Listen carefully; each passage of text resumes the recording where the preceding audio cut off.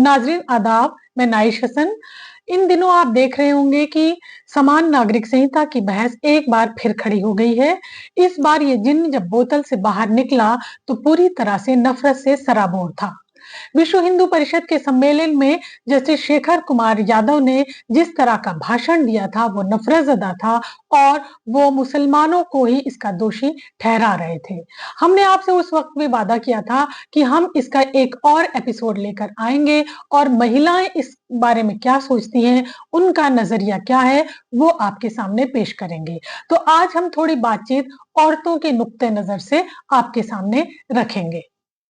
गुजरे 2022 में दो राज्यों उत्तराखंड और गुजरात ने अपने अपने यहाँ यूनिफॉर्म सिविल कोड लागू करने के लिए राज्य स्तर पर कमेटियों का गठन किया था, लेकिन इन कमेटियों में एक भी महिला शामिल नहीं की गई थी।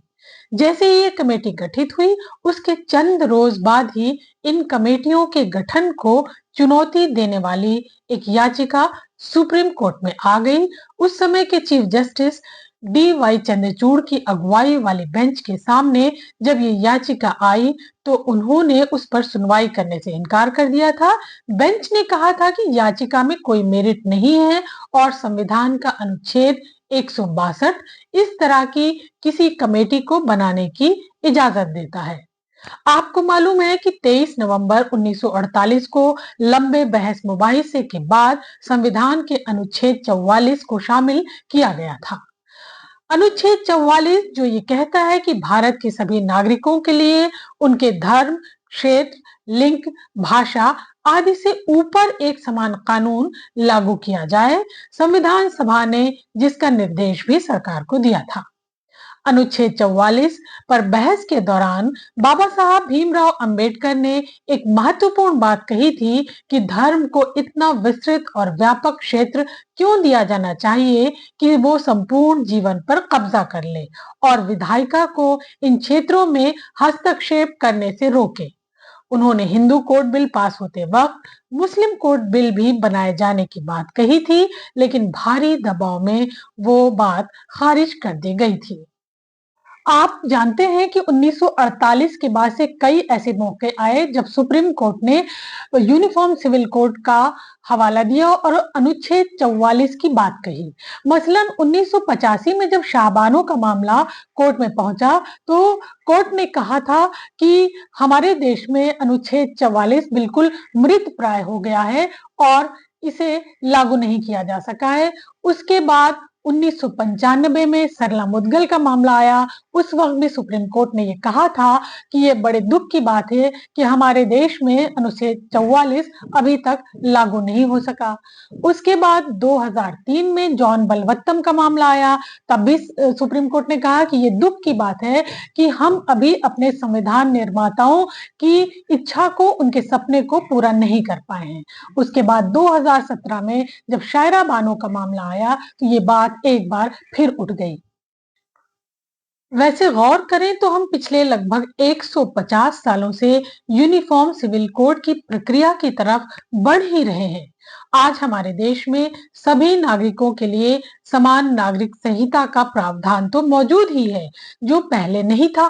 बस उत्तराधिकार, शादी, तलाक और बच्चों के संरक्षण के मामले में सभी धर्मों के अपने अपने कानून हैं और ये कहना बेजाना होगा कि वो सभी कानून नाइंसाफी पर ही टिके हुए हैं।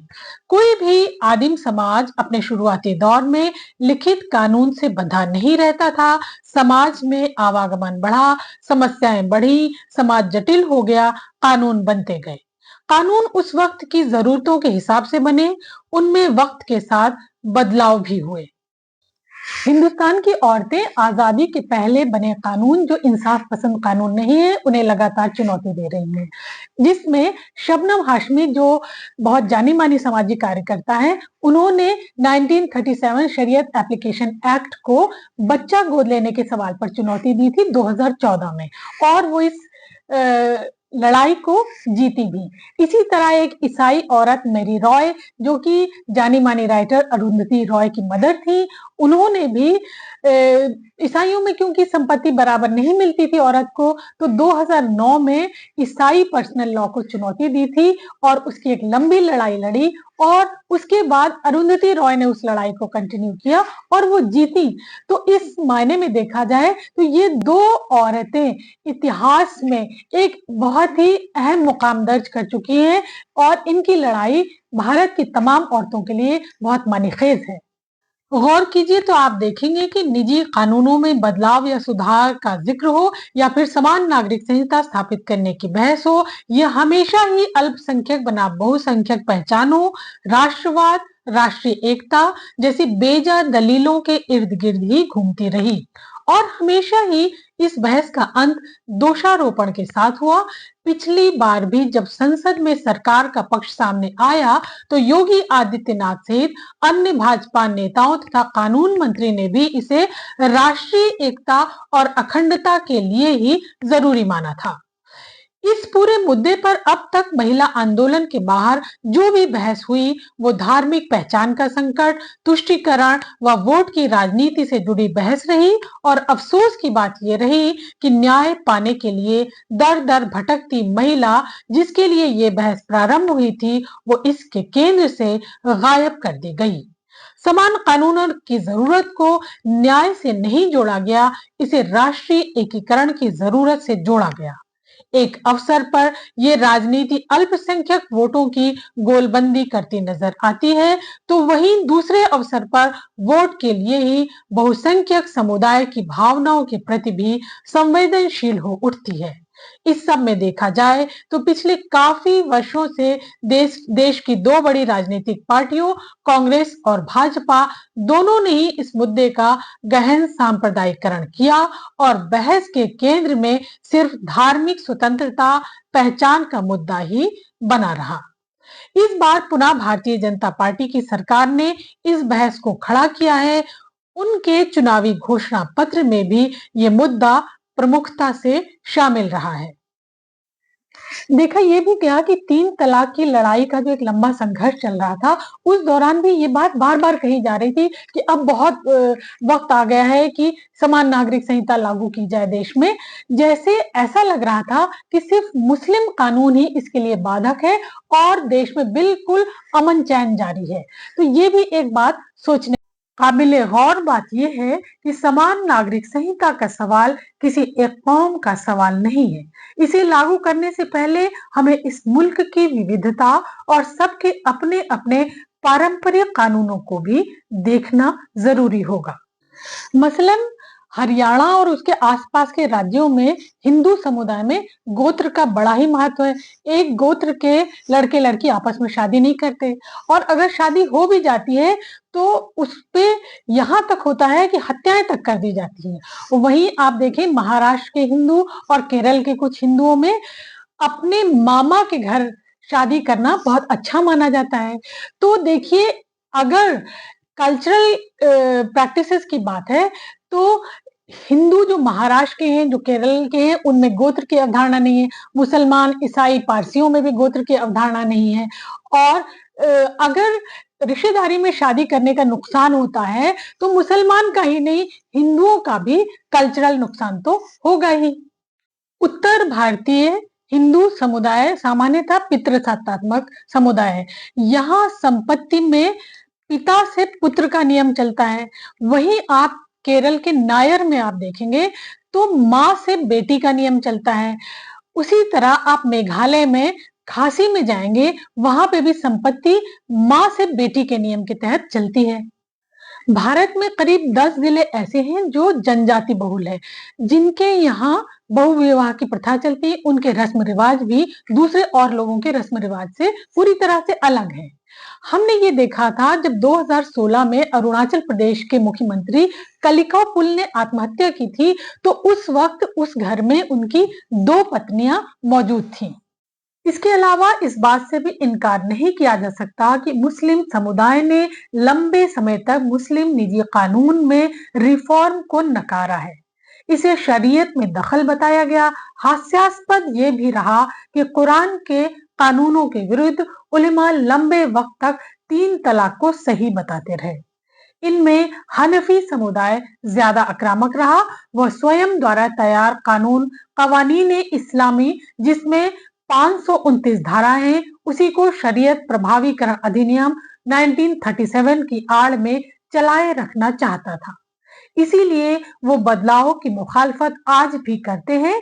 समुदाय में जो भी बदलाव आया वो समुदाय की औरतों के संघर्ष से ही आया। ये सच है कि आज सबसे ज्यादा मुस्लिम समुदाय के कानून को रिफॉर्म की जरूरत है। मुस्लिम फैमिली लॉ जो है उसमें भी लड़की की वयस्कता के बारे में लिखा नहीं है और उसको प्यूबर्टी यानी जब उसकी माहवारी आई या 15 साल मान लिया जाता है, तो 15 साल की लड़की और आज तो 10-12 साल की लड़कियों को भी माहवारी आ जाती है, तो वो उम्र उनकी शादी की उम्र तो नहीं हो सकती। इसलिए इसमें बदलाव लाने की जरूरत तो है ही। मुस्लिम फैमिली लॉ एक आदमी को 4 शादी करने की इजाजत देता है। ये बाकायदा कानून से इजाजत है उसको। इसका नुकसान भी औरतों को ही उठाना पड़ता है, तो ये भी बदलाव के दायरे में तो आना ही चाहिए।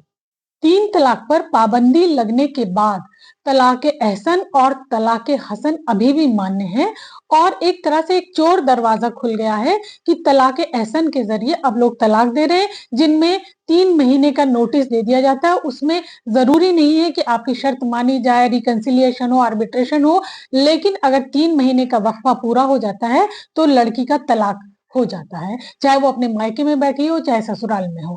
तो ये भी जो जिसका जिक्र कुरान में नहीं मिलता, लेकिन इस तरह की प्रैक्टिस जो अब धड़ल्ले से चल रही है, इस पर भी रोक लगाया जाना औरतों के लिए बहुत जरूरी हो गया है।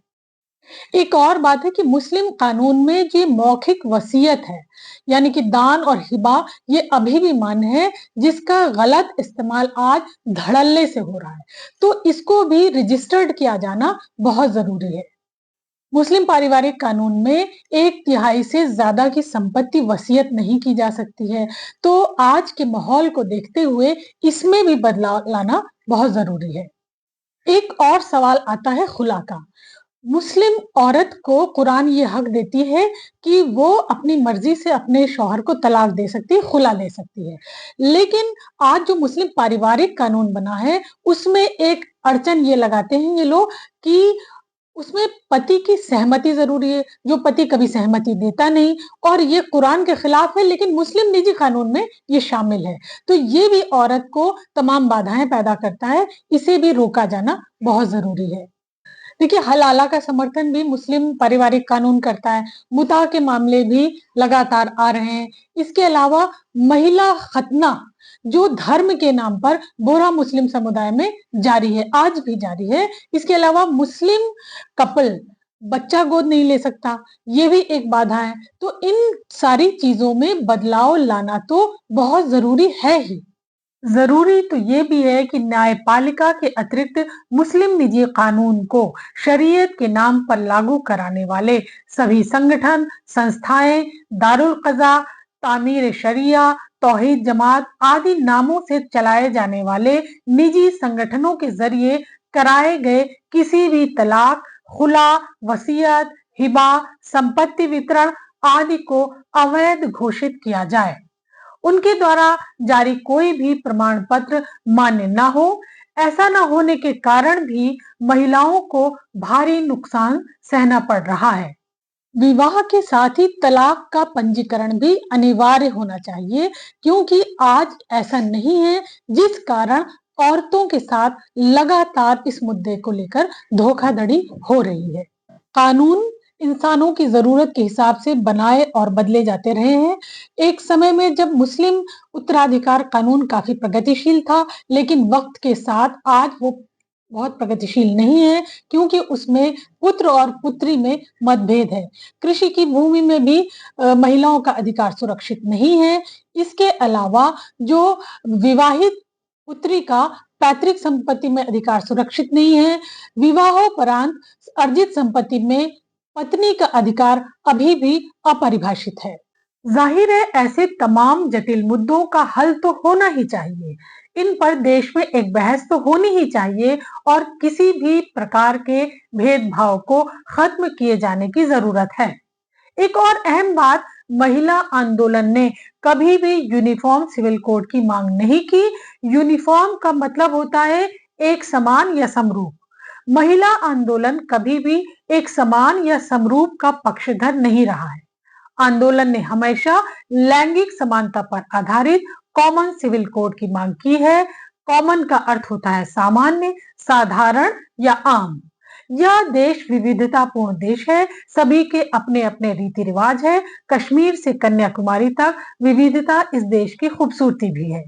महिला आंदोलन ने कभी भी इस बात को नहीं कहा कि देश के सभी नागरिक अपने रीति रिवाज ना अपनाएं। हाँ, ये जरूर कहा कि ऐसी गतिविधियां जो रीति रिवाज या धर्म के नाम पर औरत पर ज्यादती कर रही हैं, औरत की जिंदगी से खिलवाड़ कर रही हैं, उसे जरूर सवाल के घेरे में आना चाहिए, क्योंकि किसी भी नाइंसाफी को धर्म या रीति रिवाज का जामा नहीं पहनाया जा सकता। यहाँ दो बातें सामने आती हैं। एक तो लैंगिक समानता पर आधारित एक कॉमन सिविल कोड बने। दूसरी बात यह है कि जो निजी कानून है और निजी कानून धर्म पर आधारित है, जो इंसाफ पर आधारित नहीं है, उनमें भी लगातार सुधार किया जाए। महिला आंदोलन इन दोनों ही बातों को स्वीकार करता है और इस रास्ते पर आगे चलना चाहता है।